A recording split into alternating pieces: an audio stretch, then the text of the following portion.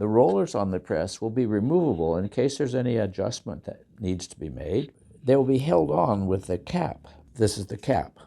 And I will drill a hole in the end of the axle so that I can keep the cap on. I'll find the center, give it a little start, and drill.